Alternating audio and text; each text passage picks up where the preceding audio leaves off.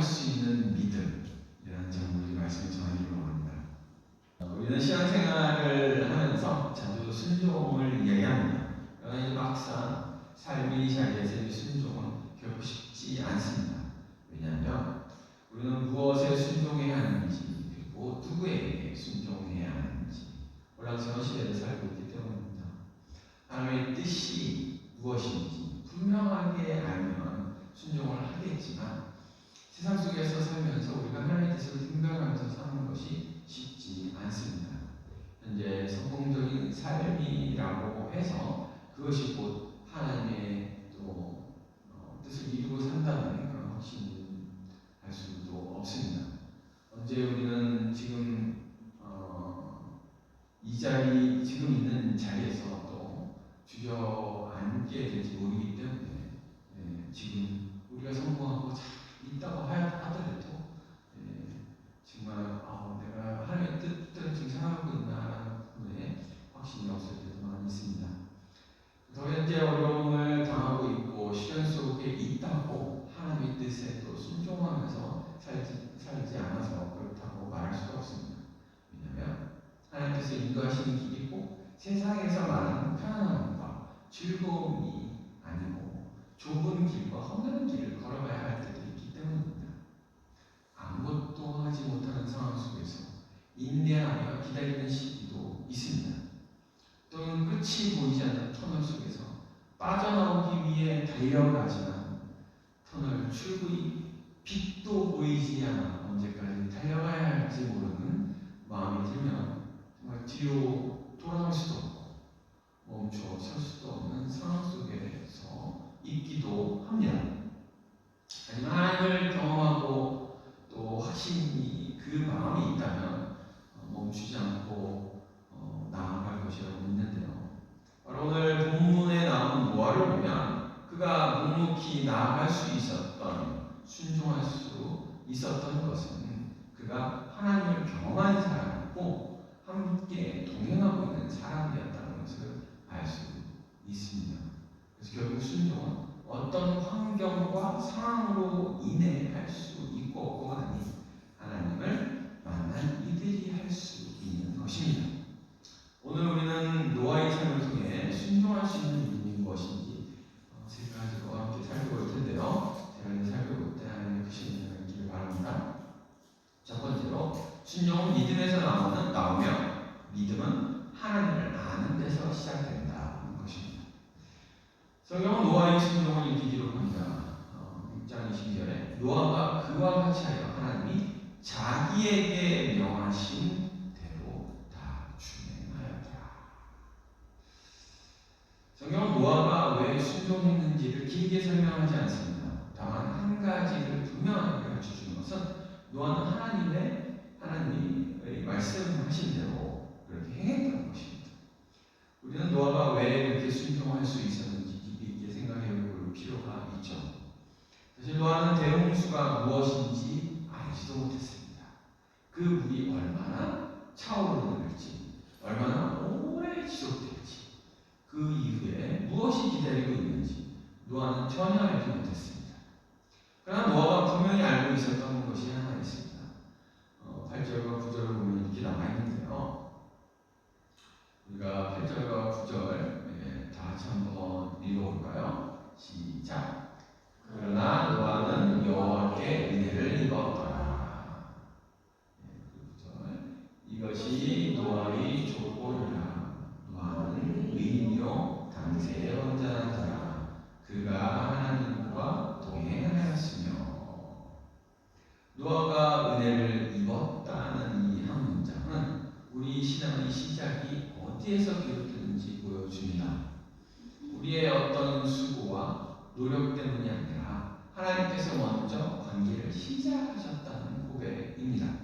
이 은혜를 경험할 때 생기는 이 믿음은 지식으로 이해되는 믿음이 아니라 하나님의 임재가 우리의 마음을 압도하는 경험입니다. 이 임재를 말로 설명할 수 없습니다. 누군가에게 그대로 전해줄 수도 없습니다. 그러나 그 임재 앞에 서본 사람은 이전으로 돌아갈 수 없습니다. 노아의 순종은 이 임재에서 시작된 것입니다. 이러한 임재가 지금 이 순간에도 여러분들에게 임하기를 바랍니다. 성경은 노아를 설명할 때 에녹을 설명할 때 사용했던 바로 그 단어를 사용합니다. 히브리어 성경을 보면 에녹과 노아에게 동일하게 쓰인 표현이 나옵니다. 이게 뭐냐면요, 히탈렉 엣 하 엘로힘입니다. 엘로힘은 다 들어보셨죠? 하나님인데 하나님과 동행하였다는 말입니다. 히탈렉 엣 하 엘로힘. 이걸 이제 다 이렇게 한번 외우셨으면 좋겠어요. 한번 따라해 보실래요? 히탈렉 엣 하 엘로힘. 엘로힘은 이제 많이 들어보셨을 거예요. 엘로힘은 하나님 이렇게 거기다 하만 붙이면 돼요. 히탈렉 엣 하 엘로힘. 에녹은 이 땅에 있었으나 어느 날 없게 된 사람입니다. 성경 분명히 하나님께서 그를 데리고 가셨다고 말합니다. 그런데 놀라운 것은 그 에녹을 설명할 때 사용된 바로 그 단어가 노아를 설명할 때도 사용이 된다는 것입니다. 이것은 단순한 표현의 반복이 아닙니다. 성경은 노아가 하나님을 알고 있던 깊이가 에녹이 하나님을 알고 있던 깊이가 같았다는 것을 분명히 말하고 있습니다. 노아는 이 땅에 남겨진 사람이었지만 그가 하나님을 아는 지식의 깊이는 하나님의 나라에 들려 올라갈 만한 깊이였습니다. 하나님과 동행했다는 말은 신앙생활을 열심히 했다는 말이 아닙니다. 기도를 많이 했다는 말도 아닙니다. 이 히브리어 단어 히탈렉은 한순간의 경험이 아니라 지속적으로, 동행이라는 거죠. 그게 지속적으로 반복적으로 삶의 방향을 하나님께 맞추며 그렇게 걸어간다는 뜻입니다. 노아는 하나님의 임재를 경험한 사람이었습니다. 그 임재는 말로 설명할 수 있는 것이 아니었고 그 마음을 압도적으로 사로잡는 깊은 임재였습니다. 그 임재 앞에서 노아의 마음은 나뉘지 않았고 그 삶은 두 방향을 향하지 않았습니다. 그래서 노아는 에녹처럼 하나님과 동행하는 삶을 살 수 있었습니다. 그래서 노아는 아직 아무 일도 일어나지 않는 땅에서도 하나님의 말씀을 따라 순종할 수 있었습니다. 사랑하는 성도 여러분, 성경이 노아에게 이 단어를 사용하는 이유는 분명합니다. 은혜를 입은 자는 하나님과 동행하게 되고 하나님은 하나님과 동행하는 자에게 자신의 일을 맡기십니다. 히탈렉 엣 하엘로힘. 하나님의 깊은 임재 안에서 그 마음을 사로잡며 하나님과 같은 방향으로 걸어가는 삶. 노아의 삶이 그러했고 하나님은 오늘도 우리를 그 자리로 부르고 계십니다. 이렇게 하나님의 은혜를 입고 동행했던 노아는 앞으로 어떻게 될 것이라는 그런 결과에 대한 확신을 가져서 순종하는 것이 아닙니다. 그는 하나님을 온전히 신뢰하는 삶을 살다가 명령에 순종을 하게 되었고 계속해서 순종의 길을 걸어가게 되는 것입니다. 성경은 은혜로 믿음이 생기고 믿음이 있어서 그 믿음이 순종으로 나타났다고 가르치고 있습니다. 우리가 영적인 욕망이나 욕심을 낸다면 에녹과 노아와 같은 믿음의 사람이 되고 싶은 것이죠. 바로 우리의 기도 제목이 되는 것입니다. 히탈렉 엣 하 엘로힘이라는 단어, 이 말이 우리의 삶을 표현하는 단어가 되기를 바라는 그 마음이 우리 모두에게 생겨나기를 바랍니다. 이렇게 하나님과 동행할 때 바로 순종의 삶을 살아가지 않을까 생각하고 믿음을 가져보는데요. 순종은 하나님을 아는 믿음의 표현입니다. 노아는 하나님을 알았기에 아직 비가 오지 않는 땅에서 방주를 짓기 시작했습니다. 그 방주는 하루 이틀에 완성되는 일이 아니었습니다. 수십 년의 시간 동안 아무 변화없는 하늘을 보며 묵묵히 나무를 깎고 못을 박는 삶이었습니다. 그 시간 동안 노아는 수없이 수많은 질문을 받았을 것입니다. 왜 이 일을 하느냐? 언제까지 이렇게 할 거냐? 도대체 무슨 근거로 이렇게 사느냐? 그러나 노아의 대답은 하나였을 것입니다. 하나님이 말씀하셨기 때문이다. 이것이 순종의 출발점입니다. 순종은 환경이 좋아질 때 시작되는 것이 아니라 하나님이 어떤 분인지를 알 때 시작됩니다. 그래서 순종의 어려운 이유는 환경이 힘들어서가 아닙니다. 요구가 많아서도 하나님을 충분히 알지 못하기 때문입니다. 하나님을 아는 사람은 순종을 기만하지 않습니다. 자기 손익을 먼저 따지지 않습니다. 왜냐하면 그 사람에게 순종은 하나님을 신뢰하는 방법이기 때문입니다. 노아는 사람들에게 인정받기 위해 순종하지 않았습니다. 누군가 강요해서 순종한 것도 아닙니다. 노아와 하나님 사이에는 정말 아무것도 없었습니다. 그럼에도 그는 순종했습니다. 왜냐하면 그는 하나님이 신실한 분이라는 것을 이미 알고 있었기 때문입니다. 사랑하는 성도 여러분, 우리의 순종을 막는 것은 명령의 무게가 아니라 하나님의 은혜에 대한 인식이 조금 얕아서일 수도 있습니다. 내가 누구인데 하나님께서 정말 믿음을 주시고 이렇게 보내주셨나라는 것을 깊이 생각해 볼 필요가 있죠. 그 은혜의 그 깊이가 순종의 그 깊이라고 있습니다. 내가 도대체 누구인데 하나님이 나를 이렇게까지 사랑해 주시고 믿음을 주셨나? 그 은혜의 그 믿음의 그 깊이가 정말 순종의 깊이가 되는 것입니다. 세상이 악하고 많은 이들이 죄악에 빠져 있을 때 하나님께서 저 여러분에게 은혜를 베풀어 주시고 이렇게 십자가의 보혈의 피로서 죄사함을 받고 의인으로 정해 주셨습니다. 그럼 우리가 하나님 해야 하지 않을까요? 하나님과 동행할 때 하나님의 뜻에 순종하면서 살아가게 되는 줄로 믿습니다. 그러므로 순종은 결심의 문제가 아니라 하나님을 얼마나 깊이 아는 문제입니다. 두 번째로 생각해 볼 것은요, 순종할 수 있는 믿음은 기다림과 응답의 기억 속에 자라나는 것입니다. 창세기 6장 6절에 노아가 600세가 되었다고 알려주죠. 하지만 성경은 노아가 몇 살에 방주를 짓기 시작했는지 정확히 말해주지는 않습니다. 그러나 분명한 것은 방주를 짓는 하루 이틀이 순종이 아니라 인생의 긴 시간을 들인 순종이었습니다. 우리는 노아의 순종을 생각할 때 종종 방주 안에서 기다리는 모습을 먼저 떠오르기도 합니다. 그러나 노아의 기다림은 방주 안에서 시작이 되는 것이 아닙니다. 노아의 기다림은 방주를 만드는 시간에서 이미 시작되었습니다. 노아는 홍수가 무엇인지 알지 못했습니다. 당연히 자신이 배를 다 만들게 되면 일이 일어날 것이라는 믿음을 가졌지만 비가 어떻게 올지도 몰랐고 언제 시작될지도 몰랐으며 그 이후에 무엇이 기다리는지 알지 못한 상상 속에서 그는 기다려야 했습니다. 사실 아무 일도 일어나지 않는 땅에서 노아는 배를 만들어야 했습니다.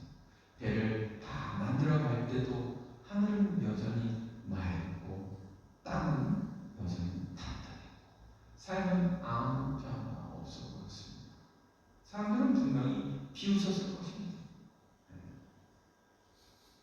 왜 그런 일을 하느냐? 언제까지 그러고 있느냐? 그렇게 계속해서 물어봤어요. 그러나 노아는 아무 일도 일어나지 않는 시간 속에서 순종의 길을 멈추지 않았습니다. 이 시간이야말로 믿음이 가장 깊이 자라는 시간이었습니다.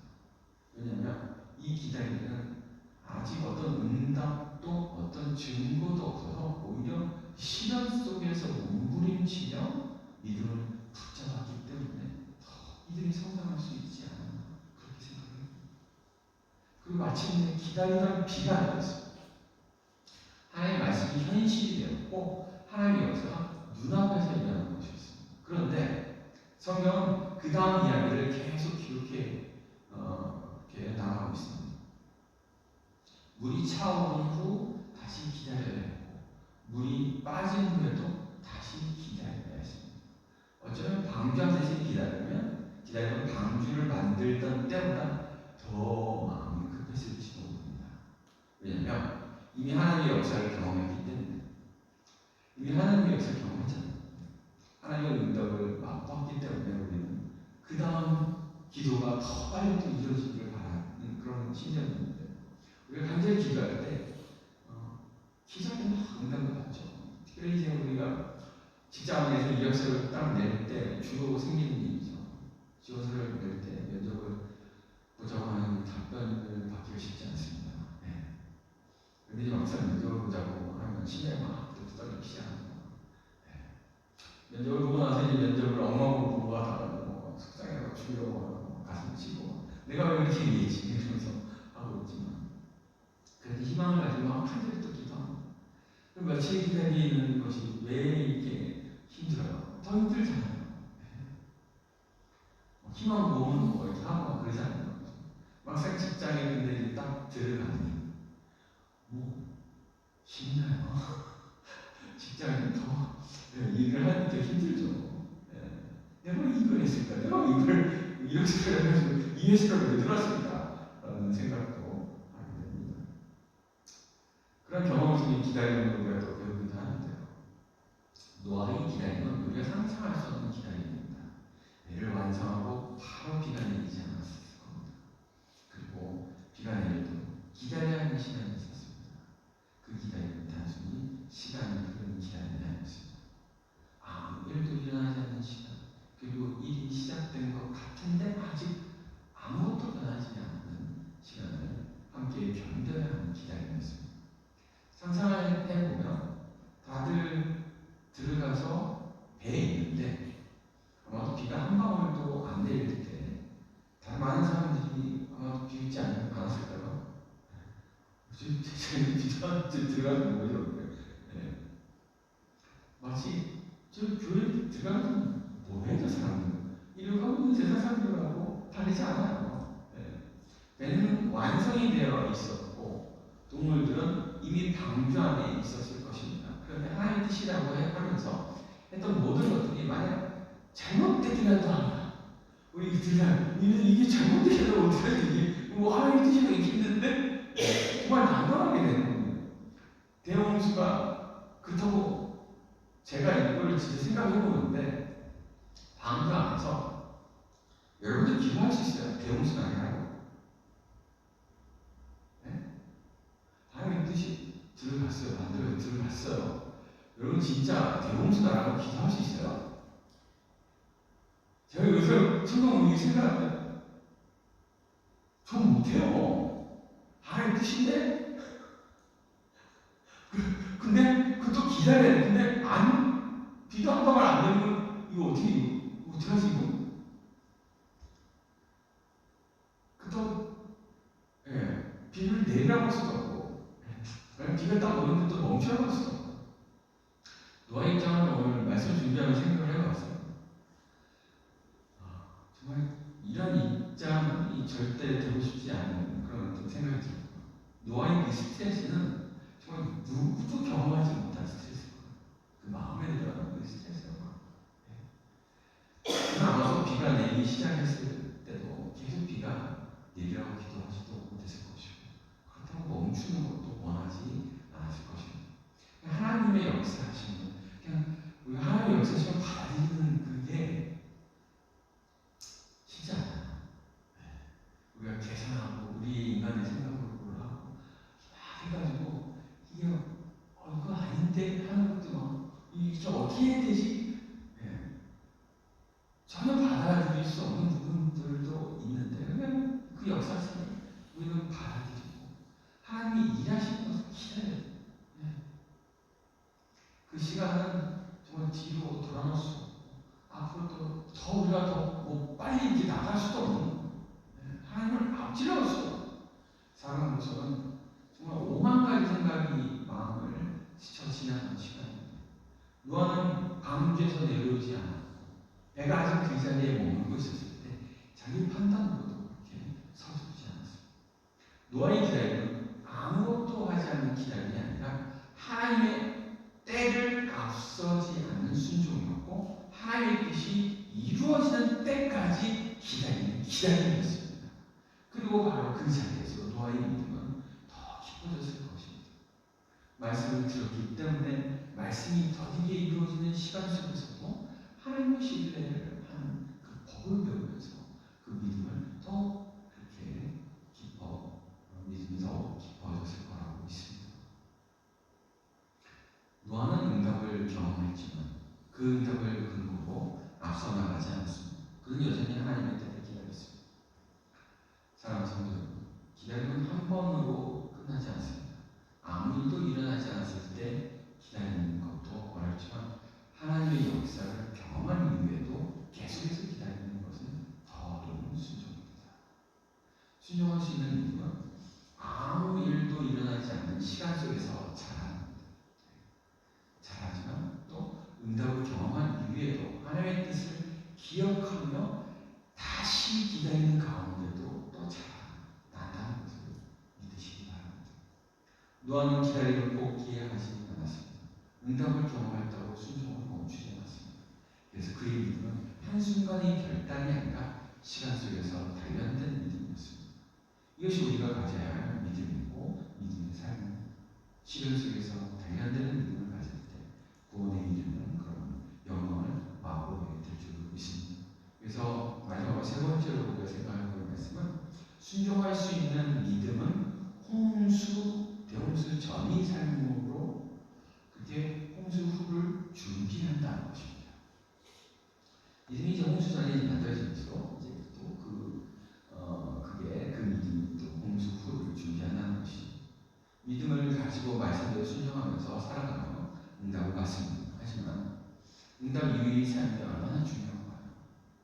홍수 전의 삶과 홍수 후의 삶은 완전히 다릅니다. 그러나 그 두 삶을 잇는 것은 다 순종할 수 있는 믿음입니다. 우리의 삶은 늘 홍수 전처럼 보입니다. 아직 아무 일도 일어나지 않은 것 같고 순종이 필요 없어 보이고 있습니다. 그러나 홍수는 갑자기 그리고 그때는 미리 지어진 방주만이 우리를 살립니다. 노아의 순종은 자기 한 사람의 구원으로 끝나지 않았어요.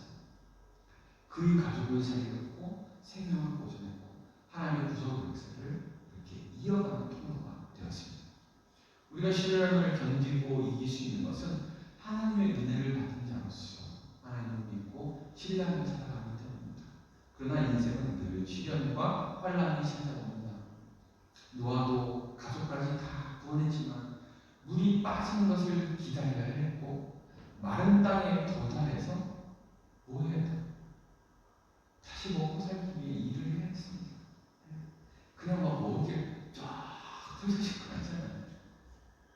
하지만 그 마음속에 감사하면서 살았던 것이고 하나님을 찬양하고 살았던 것입니다. 아무리 힘든 일이더라도 방주 짓는 것만큼 힘들까라고 생각했을 것이고 그 고생을 하고 이게 되는데 뭐 이런 것쯤이야 문제도 아니지라고 생각했을 겁니다. 하지만 인간은 그렇지 않아요. 믿음으로 살아가지 않으면 지금 현재 힘든 일이 딱 다가올 때 정말 지금이 제일 힘들어요. 그 전에 아무리 고생하고 이겨냈었죠. 그 다 잊어버리잖아요. 보통은 잊어버리지 모르겠어요. 잊어버리고 지금 제일 힘들어요. 지금 제일 스트레스 받고 지금 제일 긴장되고 제일 떨려요. 하지만 믿음으로 그렇게 순종하면 그렇게 순종하면서 나아갈 때 모든 뜻을 이루시고 영광을 이렇게 받으시는 하나님이 있기 때문에 우리가 기도하면서 나아갈 수 있는 것입니다. 홍수전 이상도 하나님과 동행하면서 살다가 큰 일을 해냈고 그 이후 그는 충분히 하나님과 동행하면서 자신이 잡는 마무리한 축복의 길을 걸어갔던 것입니다. 오늘 이 말씀을 준비하면서 히탈의 엘로힘 생각하지 않을 수가 없었습니다. 또 직장을 구하고 1년이 벌써 다 되어가더라고요. 시간이 빨리 가네요. 저 하나님과 동행했던 그런 에녹과 노아를 다시 생각해 보았습니다.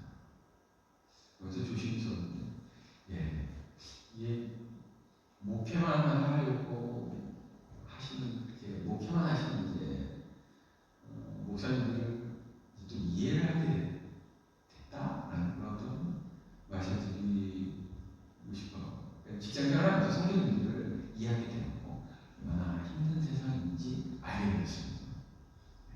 그런데 노아를 보면서 성경을 더 깊이 있게 생각해 보면서 저의 마음과 영혼, 온전히 이게 지쳐서 좀 뭔가 말씀을 보는데 오히려 또 제가 지쳐서 또 주님 등에게 덥석 업히는 올라타는 그런 느낌을 경험을 했어요.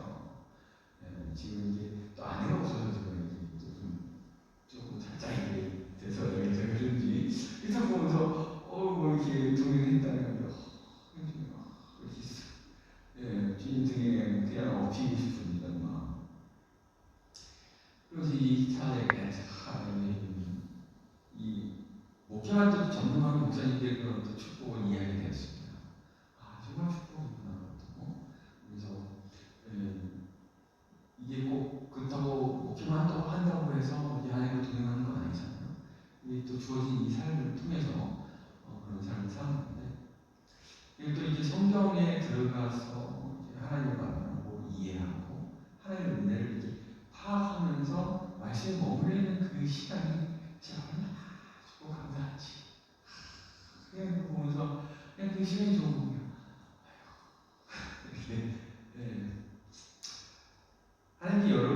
하나님께서 여러분에게 축복해 주시고 이런저런 기도 제목을 들어주셔서 응답해 주십니다. 특별히 우리가 죄인 되었을 때 하나님은 우리를 부르시고 이렇게 믿음 주셔서 구원을 받는 자리를 품어주셨습니다. 그럼 우리가 정말 노아를 통해 보아야 할 것이 있습니다. 하나님과 동행하면서 묵묵히 자신의 길을 걸어가는 노아의 모습입니다. 어쩌면 여러분 중에 지금 상황이 좋지 않은 정말 그 상황을 벗어나고 싶은 마음이 들 수도 있습니다. 당연히 기도하면 그 상황에서 빠져나오는 길을 인도하시고 문을 열어주시지만 때로 계속해서 기다려야 하는 시간과 세월이 있을 수도 있습니다. 그런데 히탈렘이 하엘로임이 되지 않으면 우리는 아무것도 할 수 없다는 것을 아셔야 합니다. 할 수 있는 게 아무것도 없어요. 우리의 힘으로, 우리의 지혜로, 우리의 능력으로 할 수 있는 건 없습니다. 하나님 우리가 동행하실 때 우리는 힘을 얻고 하나님의 보호와 도움을 받아서 구원으로 이른 길을 가게 될 줄 믿습니다. 순종은 결과를 붙잡는 것이 아니라 동행을 선택하는 삶입니다. 다시 말씀드릴게요. 순종은 우리 기도의 응답 그 결과를 붙잡는 것이 아니라 동행을 선택하는 것입니다. 하나님과 동행하는 것을 선택하실 거예요. 그게 순종입니다. 하나님과 동행하고 있다는 그 확신 속에서 하나님도 신뢰하는